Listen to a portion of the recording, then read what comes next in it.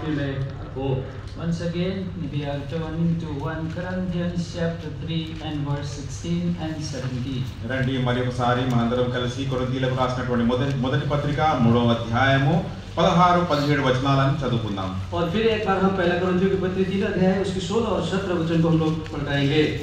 Reading it together, please. దయచేసి అందరం కలిసి చదువుకుందాం. हम सब लोग मिलकर साथ पढ़ेंगे. Knowing now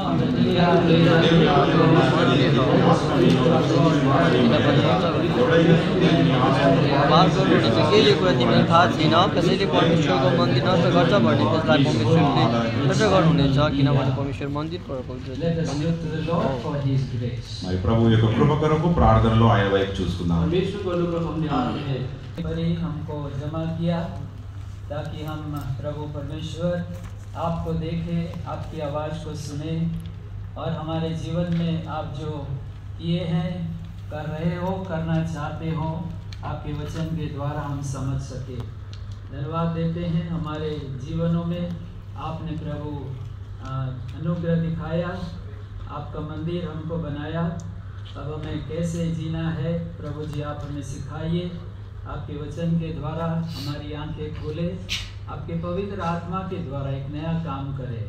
हमारी प्रार्थना सुने. बहुमूल्य प्रभु यीशु के लहू के नीचे हमारे आत्मा प्राण शरीर को लाते हुए इस छोटी सी प्रार्थना धन्यवाद के साथ मसीह यीशु के नाम में सुने, ग्रहण करें.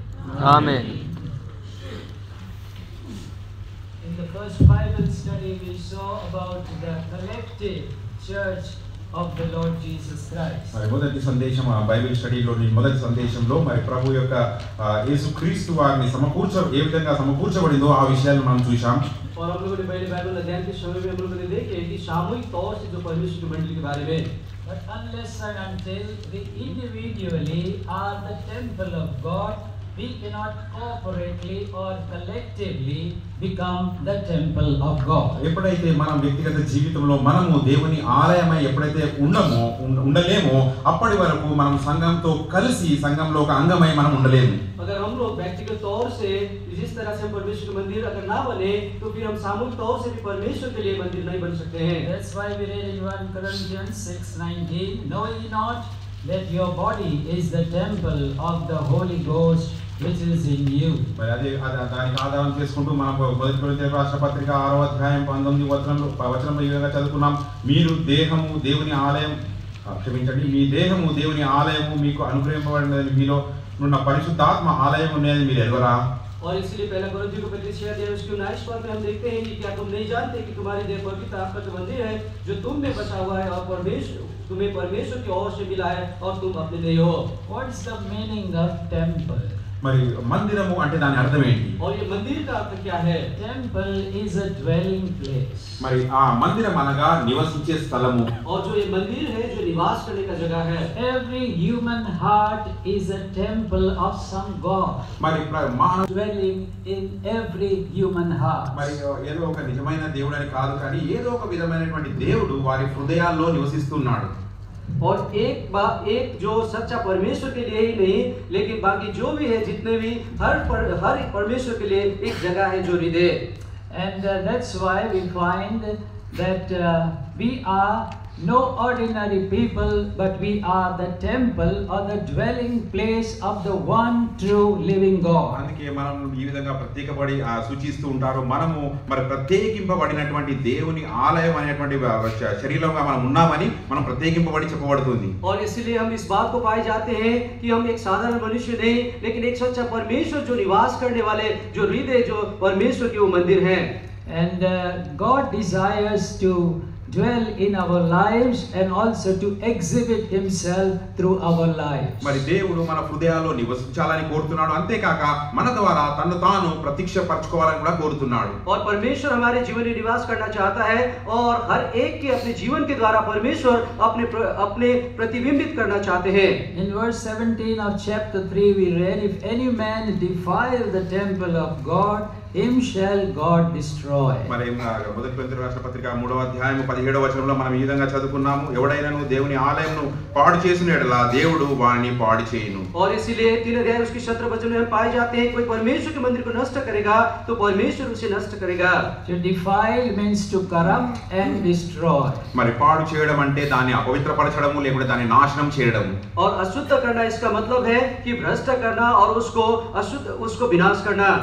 And we are also going to study the lives of King Saul and King David, how the life of King Saul displeased the Lord, whereas the life of King David pleased the Lord. మరి దీన్ని ఆధారం చేసుకుంటూ మనము రాజు అయినటువంటి సౌలు యొక్క జీవితం గురించి, రాజు అయినటువంటి దావీదు గురించి, మనం వారి జీవితాల గురించి ధ్యానించుకుందాం. ఏ విధంగా సౌలు తన జీవితాన్ని నాశనపరుచుకున్నాడు, మరి అదే విధంగా దావీదు తన జీవితాన్ని ఏ విధంగా కట్టుకున్నాడో మనం చూద్దాం. और हम इस बात को देखने जा रहे हैं कि किस तरह से शाऊल के जीवन से जो परमेश्वर को प्रसन्न नहीं किया, उसके बदले में किस तरह से दाऊद के जीवन से दाऊद ने परमेश्वर को प्रसन्न किया.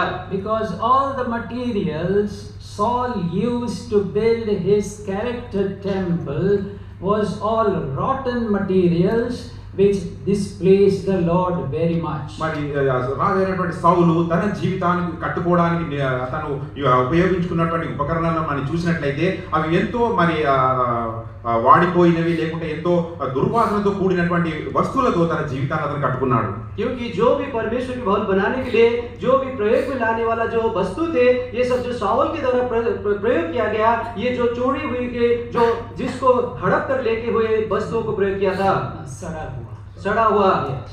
And because of all rotten things used by Saul to build his life temple, we find that it was destroyed. మరి ఎంతో దుర్వాసనతో కూడినటువంటి వస్తువులతో తన జీవితాన్ని అతను తన మందిరాన్ని కట్టుకున్నాడు కాబట్టి అది చివరికి నశింపజేయబడింది. और हम देखते हैं शाऊल के द्वारा जो सड़ा हुआ वस्तुओं को प्रयोग करके जो मंदिर बनाया और उस मंदिर को विनाश को भी हम देखते हैं. Every day, by what we speak, by what we think, and by what we do, we are building the temple of God. మరి ప్రతి దినము మనం ఏమైతే ఆలోచిస్తున్నామో, ఏదైతే మాట్లాడుతున్నామో, ఏదైతే క్రియారూపంగా మనం చేస్తున్నామో వీటి వలన ప్రతి దినము మనము దేవుని యొక్క మందిరాన్ని కట్టేవారంగా ఉంటున్నాం. और हर दिन हम क्या देखते हैं और हम क्या करते हैं और किस तरह से हम बोलते हैं, इस बारे ये जो कार्य करते हैं इसके द्वारा परमेश्वर के मंदिर हम बनाते हैं. Let me repeat it again. By all that we think and all that we speak and all that we do, we are daily building our life character. మరి ఒకసారి నేను తిరిగి మీతో ఈ మాటలు చెప్తున్నాను. మనం ఏ విధానంలో అయితే ఆలోచిస్తున్నామో, ఏ విధానంతో మాట్లాడుతున్నామో, ఏ విధానంగా అయితే మన జీవిత నడవడి ఉంటుందో దీని ద్వారా దేవుని యొక్క మందిరాన్ని మనము నిర్మిస్తూ ఉంటాం. और इसको फिर मैं एक बार कहता हूँ कि जो हर दिन हम जो देखते हैं और जो कार्य करते हैं, जो हम बोलते हैं, जिसके द्वारा जो हम ये मंदिर बनाते हैं. And Saul, because he temple of God, by corrupting it, he was destroyed. మరి సౌలు రాజు తన యొక్క ప్రవర్తన వలన దేవుని యొక్క మందిరాన్ని అతను అపరిశుద్ధపరచు వచ్చాడు కాబట్టి అతను నశింపజేయబడ్డాడు. और साउल ने इस तरह सड़ा हुए वस्तु के द्वारा जो परमेश्वर के मंदिर बनाने के कारण से जो अशुद्ध किया, जिसके कारण से उसके मंदिर को भी नष्ट किया गया. But before we see the material Saul and David used, we are going to first of all think about the foundation of the temple. మరి ఏ విధంగానైతే సౌలు తన మరి అపరిశుద్ధమైనటువంటి వస్తువుల ద్వారా తన మందిరాన్ని కడుతూ వచ్చాడో దానికంటే ఈ విషయాలను ధ్యానించే ముందు వీటి వెనకాల ఉన్నటువంటి ఆ యొక్క పునాది ఏంటో మనం చూద్దాము. और हम जो साउल और दाऊद ने किस तरह के वस्तुओं को प्रयोग किया मंदिर बनाने के लिए, इसको देखने से पहले हम देखते हैं कि किस तरह के जग में बनाए गए, इस बारे में देखते हैं. Turn to 1 Corinthians 3 and verse 11. రండి మొదటి కొరింథీయులకు రాసిన పత్రిక 3వ అధ్యాయం 11వ వైపు వెళ్దాం. हम पहला कोरिन्थियों के पत्र 3 अध्याय और उसके 11 वचन में हम खोले. Let us read it together, please. రండి అందరం కలిసి చదువుకుందాం. हम सब लोग मिलकर साथ पढ़े. For other foundation,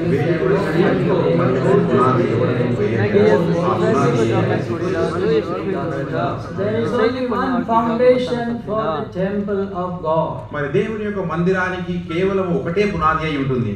और हम यह देखते हैं कि एक ही जो नींव है जो परमेश्वर के मंदिर के लिए, And that foundation is the Lord Jesus Christ himself. మరి ఆ పునాది ఎవరో కాదు, మన ప్రభు అయినటువంటి యేసుక్రీస్తు వారే. और जो ये नींव है जो प्रभु यीशु मसीह खुद है.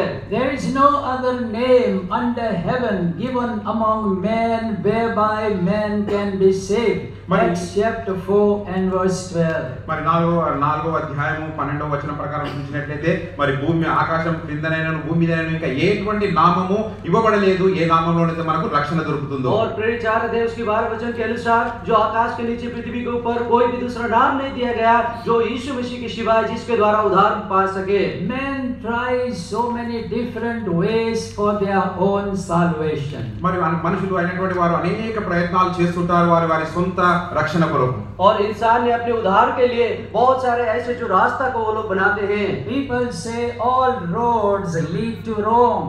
మరి అందరూ ప్రజలు ఈ విధంగా అంటుంటారు लेकिन सारे रास्ता स्वर्ग की तरफ लेके नहीं जाएगा. There is only one way, only one foundation over which this superstructure of the temple of the Lord can be built, and it is the Lord Jesus Christ himself. కేవలం ఒకటే మార్గము కేవలం ఒకటే పునాది అయి ఉంటుంది. దేని మీదైతే ఈ అద్భుతమైనటువంటి ఆశ్చర్యకరమైనటువంటి ఈ మందిర భవనాన్ని కట్టబడిందో అది ఎవరో కాదు ప్రభు అయినటువంటి యేసుక్రీస్తు వారే.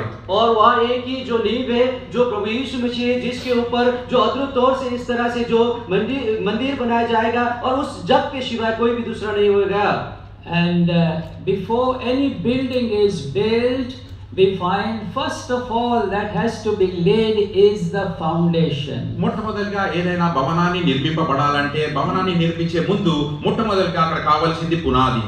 और हम देखते हैं कि कोई भी भवन बनने से पहले सबसे पहले उसके नींव के बारे में नींव बनाया जाता है वो हम देखते हैं. No building can be made without a foundation. పునాది లేకుండా ఎటువంటి భవన నిర్మాణం సాధ్యపడదు. और कोई भी ऐसा भवन नहीं है जो नींव के बगैर बनाया जाए. So God's temple or God's building also should have a foundation. మరి దేవుని భవనము లేకుంటే దేవుని మందిరము నిర్మింపబడాలంటే దానికి కూడా పునాది ఎంతో అవసరమై ఉన్నది. और इसी तरह परमेश्वर के जो भवन परमेश्वर के मंदिर के लिए भी नींव का जरूरी होता है. And that foundation is the Lord Jesus Christ himself. మరి ఆ యొక్క పునాది ఎవరో కాదు అది మన ప్రభు అయినటువంటి యేసుక్రీస్తు వారు మాత్రమే.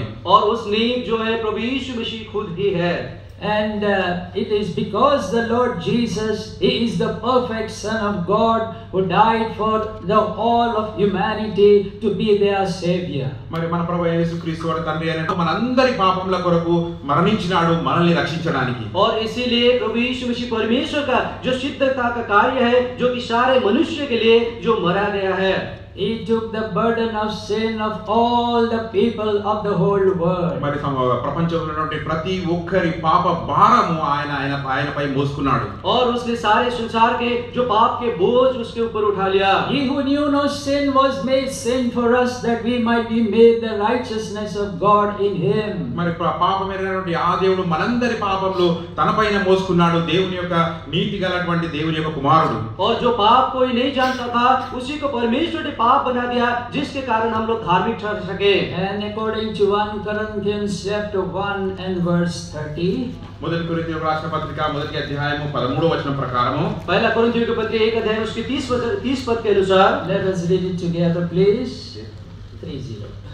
మొదటి కొరింథీయులకు రాసిన పత్రిక మొదటి అధ్యాయం 30వ వచనము कृपया हम सब लोग मिलकर साथ पढ़ें. అందరం